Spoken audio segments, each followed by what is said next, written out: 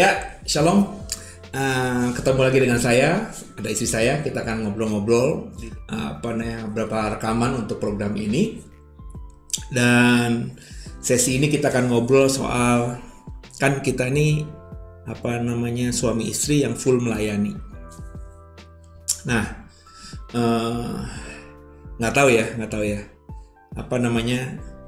Kalau gue dulu, karena gue dulu kan full mau menyerahkan hidup sama Tuhan, itu sempat kepikiran begini, Tuhan, kalau gue full melayani Tuhan, hidup bergantung sama Tuhan. Nah, istri itu mestinya ada sesuatu dong, yang iya gitulah, paling nggak bisa menopang gitu kan, menopang hidup. Ya, dulu waktu awal-awal saya kuliah lagi di usia 27 tahun, 28 kurang lebih, pikiran gini, Tuhan, bagus banget nih kalau punya istri dokter. Kan gue pendeta, kan gue mau hidup melayani Tuhan. Terus punya istri dokter. Pertama di otak saya dulu, dokter gampang nyari uang gitu ya. Yang kedua, kalau gue punya jemaat yang sakit bisa dilayani sama istri. Tapi pertengahan kuliah pemikiran berubah. Dokter kasihan juga kalau ditaruh di daerah-daerah terus gitu ya, nggak bisa berkembang dia. Ya udahlah, karena aku hamba Tuhan mau cari istri hamba Tuhan juga. Tapi problemnya gini, kalau kita suami istri atau kita ketika belum menikah lah, punya pasangan yang sama-sama hamba Tuhan, apalagi gue kan hamba Tuhan yang bukan hidup digaji sama gereja, ya kan ada tuh pendeta yang dapat gaji bulanan. Nah kalau itu kan enak tuh ya, bulanannya udah ketahuan gitu, jadi kita bisa ngatur lah seberapa besar kecilnya berkat dari gereja itu, karena kita continue sama setiap bulan kayak gaji, tentu bisa kita atur, bisa kita manage. Tapi kan gue nggak begitu ya. Dari sisi gue tuh begitu. Nah pertanyaan gue dulu, lu gimana? Ketika lu belum kenal gue lah, ketika lu belum kenal gue, pas masih pelayanan di gereja, pernah nggak punya kepikiran, punya mimpi, punya suami yang pendeta gitu? Karena kan lu tidak kuliah, bener ya? Lo menyerahkan diri juga untuk melayani Tuhan, main musik gitu kan ya. Berarti kan di otak lo fokusnya ke situ aja dong. Ya, pernah nggak kepikiran punya laki? Mau jujur dong enggak? Jujur lah. Kalau jujur, waktu kita dipertemukan gitu, maksudnya kan awalnya kan dari nubuat itu. Jadi jujur memang pas Toto ada rencana mau nikah itu agak kaget, terus ada mikir gitu. Suaminya hamba Tuhan, nanti gimana? Tapi waktu pas saat itu rohani aku lagi benar-benar mentok-mentoknya gitu, maksudnya lagi higher banget ke Tuhannya gitu. Jadi benar-benar ya udah serahkan semua hidup ke dalam tangan Tuhan, masa depanku semuanya dalam tangan Tuhan. Jadi nggak ada yang mikir nanti gimana ya. Padahal dulu tuh punya mimpi punya suami itu pengusaha sukses. Terus pokoknya yang seperti itulah gitu.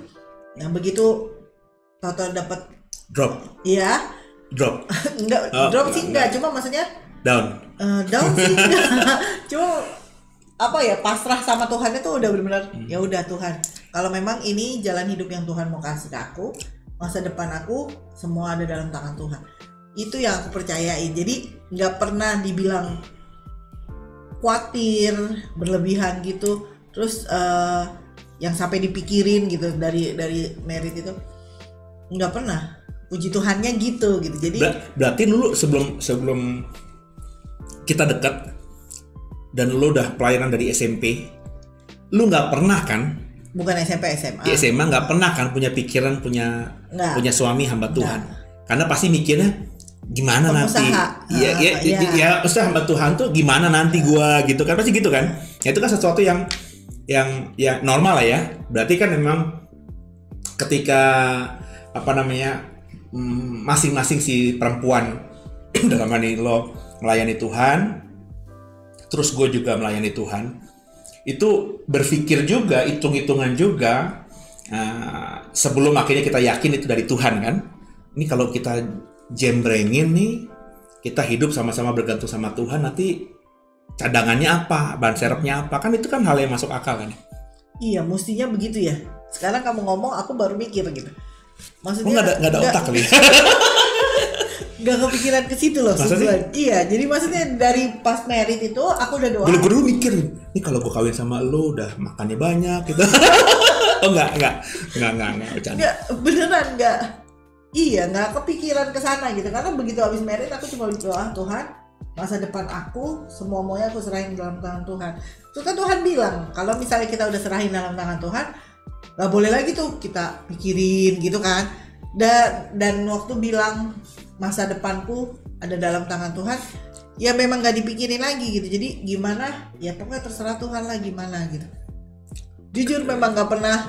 Kalau gue sih pernah kepikiran di awal-awal tadi, dan itu banyak juga dipikirkan oleh banyak teman-teman juga, adik-adik kita yang sekarang ini sudah melayani Tuhan, yang berpikir panjang kalau mau perintisan itu ya cari pasangan yang gimana gitu ya, yang bisa backup lah paling nggak. Ya, sehingga ada banyak tuh, wah lo mah enak punya istri, istilahnya pelayanan juga nggak ada, istri lo kan kerja, dapat punya jabatan juga, bisa topang lah paling nggak, makan minum sebulan setiap hari ada lah gitu, tinggal lo nanti kalau pelayanan berhasil ya semakin diberkati gitu kan. Itu ada, jujur aja. Cuma tadi pas semakin kita dewasa gitu ya, di pertengahan kuliah S1 itu kepikiran juga akhirnya berubah gitu. Udah, karena mau hidup benar-benar nyemplung, kan gue selalu bilang, gue tuh punya prinsip kalau misalnya mau melayani Tuhan, bahasanya tuh kalau mau main air jangan cuma main gerimis doang, ya nyemplung sekalian, basah kuyup sekalian gitu ya. Nah itu yang saya pikir, ya udahlah, gue mau ke Kalimantan, mau ke Papua juga, ya harus cari istri yang bukan lagi masalah dokter atau pegawai negeri atau apa, bukan, tapi hamba Tuhan yang siap melayani Tuhan. Dan terlebih ketika pikir, oh iya kalau ke daerah nyari orang baru untuk jadi main musik kan butuh waktu lagi, ketemu orang dulu, nggak bisa langsung ngayani. Padahal kalau pikiran dulu, kalau gue ke Kalimantan, ya udah ke Kalimantan kontrak rumah, coba hubungi kiri kanan tetangga, yuk kita ibadah singkat 2-3 orang kumpul, kita mulai dulu gitu kan. Jadi nggak nunggu lama. Kalau saya emang orangnya kan gitu, gue maunya tuh cet gitu loh ya kecil, tapi mulai daripada nanti kok tunggu sampai 20 orang 30 orang. Saya bukan tipikal begitu. Makanya yang akhirnya di otak saya, ya itu mungkin saya yakin juga dari Tuhan, udah cari istri yang bisa main musik aja lah, bisa nyanyi aja lah, ya bisa gitar, karena saya nggak bisa sama sekali. Dan untuk ngeles lagi, gue pernah ngeles loh. Ibu pernah cerita ya? Iya, minta keyboard, dibeliin keyboard sama ibu. Juga ngundang guru keyboard ya nanti udah umur hampir 30 saudara, tangan udah meletot mau suruh latihan nggak bisa lah, ya udah give up, angkat tangan, ya udah cari istri yang bisa main musik. Dan ya ketika akhirnya puji Tuhan keyboardnya kepake ya, keyboardnya dipakai ya, meskipun bukan gue yang main, akhirnya di awal-awal pelayanan kita kepake ya. Sampai setahun pertama ya, nggak sampai setahun Tuhan upgrade ya puji Tuhan ya akhirnya dapat ya.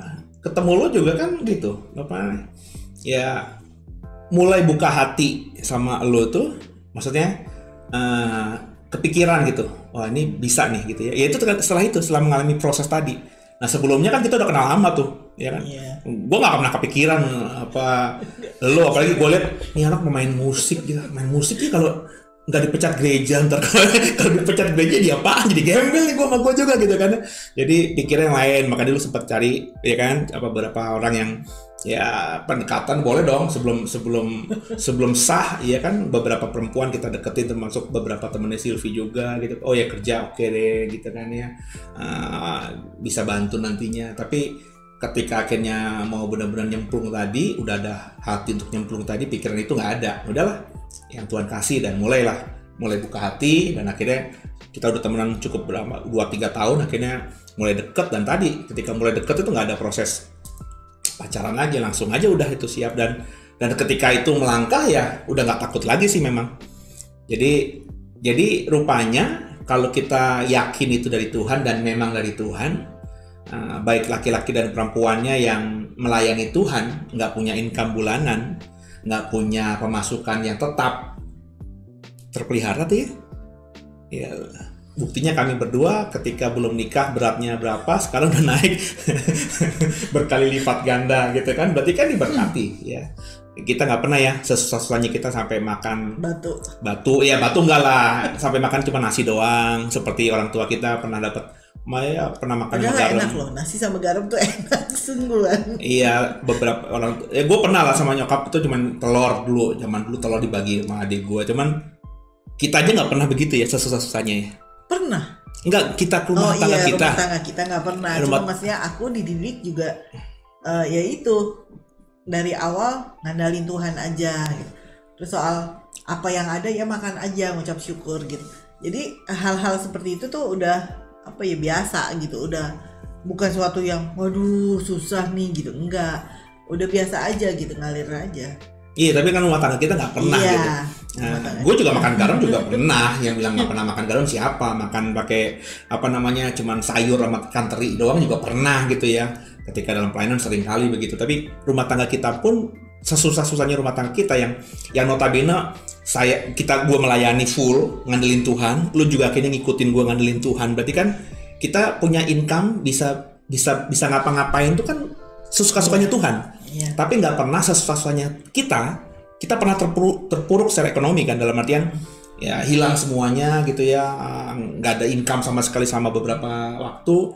Kita nggak pernah itu cuma bisa makan hanya nasi dan cuma garam. Sean tidak punya pengalaman. Sean mungkin kita akan ajak nanti dia ke depan makan garam, tapi bukan karena keadaan. Nangkap nggak? Mencoba. Iya, hanya mencoba, bukan keadaan, bener nggak? Jadi kan, ya itu tadi kita bisa kok. Kita bisa survive sampai 15 tahun pernikahan, bahkan bisa jadi berkat bagi banyak orang juga. Jadi ya tadi, jadi jangan takut juga yang ada mungkin di sini yang orang tua yang anaknya lagi dipacarin sama calon pendeta, ketakutan gitu ya. Bagi saya asal panggilan ya, terus juga punya iman dan yakin, terus melayani dengan mantap, dengan konsisten ya, dengan punya idealisme ya, tentunya mengutamakan Tuhan di atas segala-galanya, ada prinsip kebenaran yang dipegang kuat, Tuhan pasti pelihara kok ya. Tuhan tuh ya banyak lah contoh pendeta-pendeta yang besar lainnya, sama tapi kita hidup benar. Ya, tapi Tuhan ini kan channel tolong. kita gitu ya. Kami berdua bersaksi bahwa Tuhan pelihara gitu ya. Tuhan pelihara, Tuhan cukupkan gitu ya. Bahkan kalau dipikir-pikir ya, sekarang ini apalagi beberapa waktu terakhir ini itu benar-benar aduh, ya hanya anugerah Tuhan aja kita bisa seperti ini. Jadi ya yang melayani suami istri ya, berarti kalau sekarang ini masih susah ya, terus berpegang pada Tuhan, andelin Tuhan. Rancangan Tuhan bukan kecelakaan tapi damai sejahtera. Ya, tadi ya pokoknya jangan pernah berhenti dalam pelayanan. Ya, kita di dalam pandemi COVID-19 ini gereja relatif sebenarnya ya dibuka juga nggak ada orangnya, hanya beberapa orang dan tim kita doang. Ya, ditutup juga sebenarnya nggak kenapa-napa ya, tapi kita terus bikin pelayanan ya, seperti program seperti ini Bapak Ibu ya. Nah, saya berusaha untuk continue, sehari paling nggak ada satu program saya muncul, yang nonton juga cuma ratusan ya, 300, 400, tapi saya nggak pernah peduli, saya pikir aja gitu ya, sambil nanti lihat ke depannya maunya Tuhan bagaimana. Dan ada juga saya push teman-teman di sini juga untuk melayani. Kalau kita melayani Tuhan, ya kerja buat Tuhan, kerja di ladangnya Tuhan. Apa yang kau tabur itu nanti kau tuai. Dan yang kita tuai itu bukan dari dunia, tapi dari Tuhan. Dan pasti upahnya luar biasa. Ya kita diberkati, tapi damai sejahtera juga ada dalam kehidupan kita. Ada lagi yang dicatat? Punya nggak pengalaman teman-teman yang pelayanan Tuhan juga dan sekarang susah hidupnya? Nggak ada.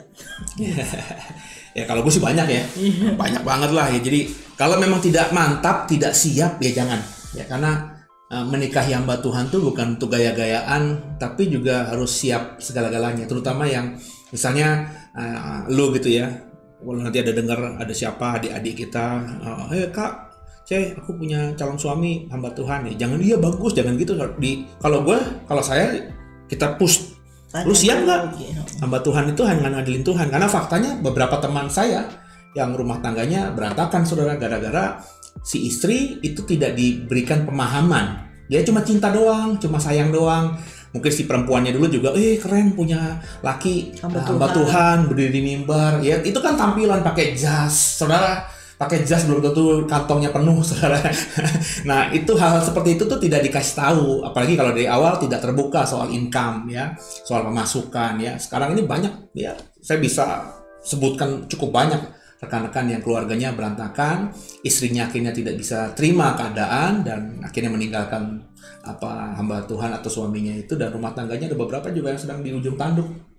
Jadi ya kalau dari Tuhan, kalau sudah siap benar-benar, ya benar-benar itu berarti ya tahu konsekuensinya menikahi hamba Tuhan itu seperti apa, ya hidupnya harus benar-benar jadi contoh, terus juga siap susah gitu ya, karena pikul salib itu nggak mudah ya, pikul salib itu berat. Nah kalau siap lakukan, tapi kalau nggak siap mendingan cari suami pengusaha yang anak Tuhan juga gitu ya, supaya tidak ada masalah ke depannya gitu ya. Ya lagi? Udah. Oke kalau gitu aja sekarang kita mau close. Saya Pase. Sylvie. Nah, Tuhan berkati.